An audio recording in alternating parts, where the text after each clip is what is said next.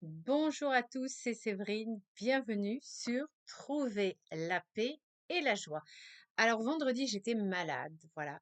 J'ai une sorte de petit Covid, donc j'étais pas du tout en forme pour prier le chapelet de la miséricorde divine avec vous, mais j'espère que vous l'avez fait par vous-même. Soyez autonome dans la prière, c'est très important. Aujourd'hui, nous allons parler d'un sujet que je n'ai jamais abordé encore, depuis 3 ans que cette chaîne existe, la christianophobie. Alors, qu'est-ce que c'est la christianophobie? On en parle, je trouve, très peu. Et surtout, qu'est-ce qu'il faut faire? Qu'est-ce que nous pouvons faire, nous, chrétiens, pour lutter contre cette christianophobie? Donc, la christianophobie, c'est tous les actes antichrétiens qu'il y a en France et dans le monde tous les jours. Il y a 360 millions de chrétiens qui sont persécutés. On sait qu'ils sont persécutés énormément au Nigeria. C'est le pays au monde où il y a le plus de chrétiens qui sont assassinés uniquement parce qu'ils sont chrétiens. On sait évidemment au Proche-Orient, en Syrie, en Irak, mais aussi en Inde, en Arménie, voilà, en Azerbaïdjan, voilà, il y a beaucoup de chrétiens persécutés. Quelles sont les raisons, quels sont les régimes qui persécutent les chrétiens? Mais il y en a trois principalement. Il y a le régime islamiste qui a déclaré clairement la guerre à la chrétienté. Il y a le régime communiste qui persécute les chrétiens et il y a les régimes militaires. Pourquoi? Parce que les chrétiens, en fait, c'est tout simplement la compassion, le pardon, le don de soi, l'amour de Dieu. Et tous ces gens-là, évidemment, ce sont des valeurs magnifiques contre lesquelles ils luttent parce qu'ils sont dans l'erreur. Voilà. Mais il y a également une autre christianophobie qui est plus discrète, plus pernicieuse en France. Et je voudrais un petit peu m'attarder sur celle-là pour que, voilà, nous puissions chacun essayer d'en prendre conscience et de lutter contre, car évidemment, nous devons défendre le Christ. Parce que les christianophobes, ils détestent en premier lieu le Christ, alors c'est notre roi, le Christ. Et évidemment, nous sommes ses fidèles sujets et nous devons le défendre. La christianophobie en France, eh bien, alors déjà, nous aussi, nous avons en fait, du vandalisme, hein. Il y a toutes les semaines des églises qui sont vandalisées, des églises qui sont incendiées. On a des statues de la Sainte Vierge qui sont vandalisées, on coupe la tête. Alors voilà, ça c'est donc les dégâts matériels et après les attaques aux personnes plus ou moins pernicieuses. Alors il faut savoir que souvent les personnes, les attaques pernicieuses contre les chrétiens, ça va consister chaque fois qu'on va vouloir défendre la vie, donc de la conception au dernier souffle, on va se faire traiter de fasciste, on va se faire traiter d'extrême droite. Donc ça, frères et sœurs, ce n'est ni plus ni moins que de la christianophobie. Donc, comment faire pour réagir? Eh bien, moi, je vous dis ce que je fais. Quand je vois que je suis attaquée parce que je défends la vie, eh bien, je dis déjà aux gens, vous êtes christianophobe, parce que pourquoi me traiter de fasciste? Pourquoi me traiter d'extrême droite? Et je dis, en quoi défendre les valeurs familiales? En quoi défendre la vie? C'est être d'extrême droite. L'extrême droite, c'est quelque chose de très particulier qui s'inspire principalement du nazisme, mais aussi du fascisme italien, de Mussolini. Donc, ça n'a rien à voir avec le fait de défendre la vie.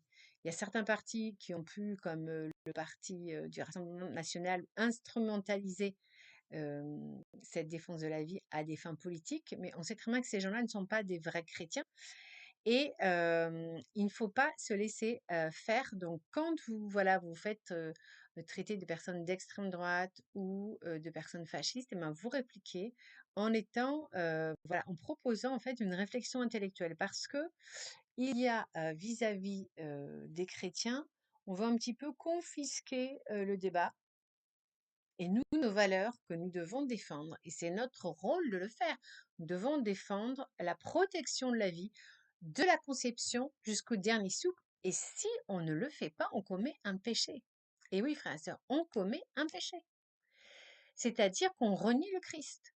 Chaque fois qu'on se tait, chaque fois qu'on ne réagit pas, quand on voit par exemple le nombre d'avortements qui est tellement élevé en France que on a vraiment le recul de la fécondité. Donc, alors évidemment, il y a différentes façons de le faire. Il faut le faire de manière intelligente. Mais on sait que frontalement, on ne peut pas dire qu'on est contre l'avortement parce que maintenant l'avortement est inscrit dans la Constitution. Mais on peut tout à fait dire qu'on est pour la prévention de l'avortement. Ça, c'est tout à fait légal, tout à fait autorisé. Voilà, c'est une petite subtilité, même une hypocrisie, une grande hypocrisie. Donc, voilà. Et c'est la même chose pour l'euthanasie. Sauf que l'euthanasie n'est pour l'instant pas passée en loi. Donc, il faut vraiment voilà, réaffirmer le fait que ce qui est important, c'est de développer les soins palliatifs, d'accompagner les personnes et non pas de les pousser au suicide. Puisqu'on sait que les malades, les grands malades, peuvent avoir des moments de découragement et peuvent, par exemple, parce qu'ils ont un moment, un traitement de chimiothérapie qui est très lourd, avoir envie d'en finir. Et puis, 3 semaines plus tard, le moral va mieux parce qu'on leur a changé le traitement, parce que dans les soins palliatifs, on doit s'adapter aux patients. Parce qu'on sait que voilà, les soins palliatifs, c'est pour des patients qui sont incurables. Donc, on doit vraiment leur donner des soins pour leur apporter un maximum de confort. Donc, rappelons avec fierté que être chrétien, c'est défendre la vie de la conception jusqu'au dernier souffle. C'est défendre les plus fragiles, c'est défendre les pauvres, c'est défendre une idée de la société qui prend soin des malades, qui prend soin des personnes handicapées, qui prend soin des personnes malades. C'est mettre en avant des valeurs de générosité, de don de soi, de solidarité. Donc ça, il faut en être fier et il faut le communiquer parce que malheureusement, quand on parle de l'Église catholique à l'heure actuelle, c'est souvent pour voilà la critiquer. Et il y a une autre forme de christianophobie qui est là très particulière, dont je voudrais vraiment vous faire prendre conscience, c'est à chaque fois quand on ressort que l'Église catholique, les crimes sexuels de l'Église catholique. Or, oui, il y a eu des crimes sexuels dans l'Église catholique, mais la plupart du temps, c'était il y a quelques décennies. On espère qu'il n'y en a plus de nos jours, même si malheureusement, personne ne peut garantir qu'il n'y ait pas un seul abus sexuel à l'heure actuelle. Mais disons que le gros des abus sexuels, c'était autrefois.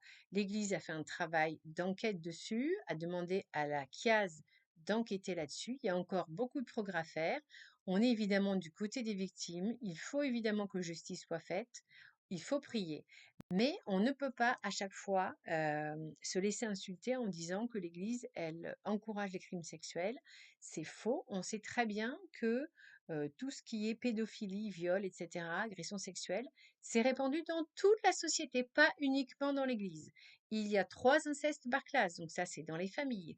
Il y a la pédophilie dans le sport, on le sait, dans le milieu du cinéma, on le sait il y a des viols, voilà, sur les femmes aussi dans le milieu du cinéma, dans le milieu du journalisme, de la télé, enfin, partout. Il n'y a pas, finalement, récemment, avec le procès de ce chirurgien, dans l'hôpital.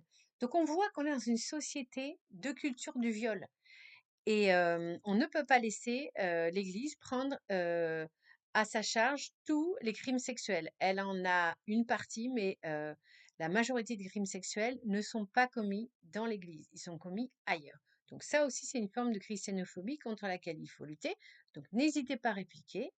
Voilà, voilà, on est ferme. Évidemment, on n'insulte pas les gens, on ne tombe pas dans le piège, mais on peut traiter les personnes de christianophobes. C'est pas une insulte, c'est juste une définition voilà, d'une atteinte aux chrétiens uniquement parce qu'ils sont chrétiens. Et évidemment, l'autre façon de lutter contre la christianophobie, c'est la prière. Il faut que nous prions chaque jour. C'est très important, prier le chapelet. Il faut, parce que le chapelet, en fait, permet de lutter contre Satan. Et qui, finalement, est derrière la christianophobie? En fait, c'est le diable. Il est là. Il titille, il excite en fait les groupes antichrétiens, que ce soit les islamistes, que ce soit les régimes de dictature, que ce soit euh, les, euh, les régimes communistes. Donc, il les titille en fait pour faire toutes ces persécutions contre les chrétiens. Donc, c'est lui en fait qui tire les ficelles de tout.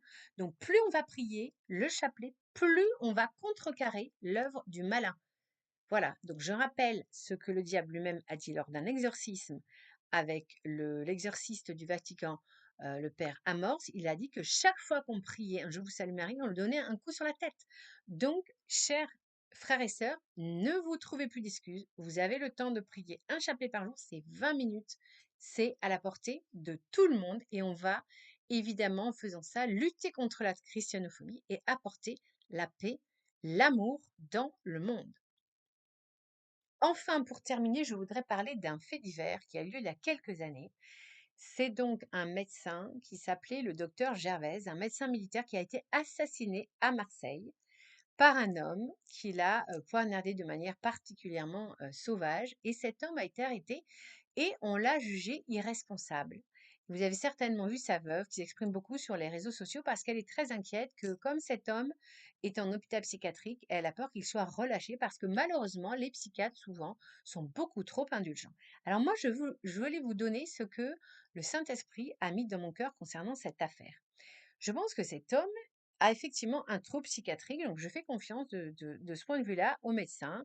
Visiblement, cet homme a une schizophrénie et cet homme consommait du cannabis. Or, on sait que le cannabis peut déclencher la schizophrénie. Ceci étant dit, il faut savoir que le diable peut se servir d'une personne qui est atteinte mentalement pour commettre un meurtre. Et évidemment, là, on sait que c'était une famille croyante puisque, ce médecin militaire déposait en fait ses enfants dans, une école catholique. Donc là aussi, c'est un acte de christianophobie. Donc voilà, vous voyez qu'il y a la christianophobie peut prendre 1001 visages. Donc je vous propose que nous terminions en priant un Notre Père et un Je vous salue Marie, pour que tous ensemble nous puissions lutter contre la christianophobie. Au nom du Père, du Fils et du Saint-Esprit. Amen. Notre Père qui es aux cieux, que ton nom soit sanctifié, que ton règne vienne, que ta volonté soit faite sur la terre comme au ciel. Donne-nous aujourd'hui notre pain de ce jour. Pardonne-nous nos offenses, comme nous pardonnons aussi à ceux qui nous ont offensés, et ne nous laisse pas entrer en tentation, mais délivre-nous du mal. Amen. Sainte Vierge, nous te confions tous tes enfants qui sont persécutés dans le monde, protège-les sous ton manteau, et que les glorieux martyrs puissent être accueillis dans la gloire du ciel, et que leur sang féconde la terre sur laquelle ils sont morts au nom du Christ. Je vous salue Marie, pleine de grâce. Le Seigneur est avec vous. Vous êtes bénie entre toutes les femmes, et Jésus, le fruit de vos entrailles, est béni.